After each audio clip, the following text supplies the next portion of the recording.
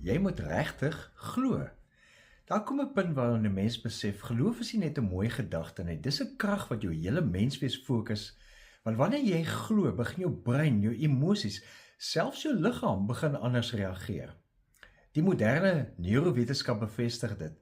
In 'n baie invloedryke studie wys Kroom en Langer dat mense se fisiologie begin verander wanneer hulle glo die handeling is betekenisvol. Hotelwerkers byvoorbeeld, wat geglo het hulle daaglikse werk is oefening, het binne 4 weke beduidende tekens getoon in verbetering van hulle bloeddruk, hulle liggaamsmassa-indeks en ook hulle liggaamsvet. En dit sonder enige verandering van gedrag, net deurdat hulle geglo het, dit wat hulle doen is oefening.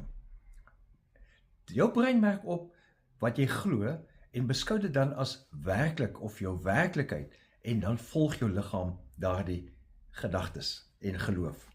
Nou deesdae se motiveringsbeïnvloeders verstaan hierdie beginsel.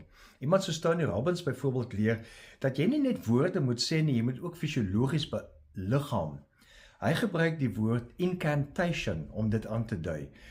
Dis nie net doodgewone affirmasie nie, jy doen dit met jou lyf, jy doen dit met jou stem, jy doen dit met jou asem, jy doen dit met jou postuur, jou beweging, alles sit jy in dit wat jy glo. Want wanneer jy jou liggaam, jou emosies en jou taal als in lyn bring, dan begin jou brein glo wat jy verklaar en dan begin jy dit naleef. En dis geloof wat nie net gedink word nie, maar geloof wat geleef word. Dis 'n innerlike oortuiging wat jou hele menswees aktiveer. Die Bybel weet dit al vir eeue. Jesus sê in Markus 9 vers 23, alles is moontlik vir die een wat glo.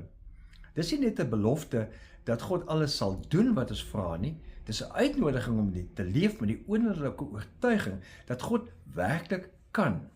Geloof is nie optimisme nie, dis 'n vertroue wat jou hele wese in lyn bring met God se werklikheid. En wanneer jy glo, begin jy weer hoop. Jou woorde verander, jou houding verander, jou verwagting verander. So, vandag kies om te glo met jou gedagtes, met jou hart en met jou hele lyf. Leef geïnspireerd.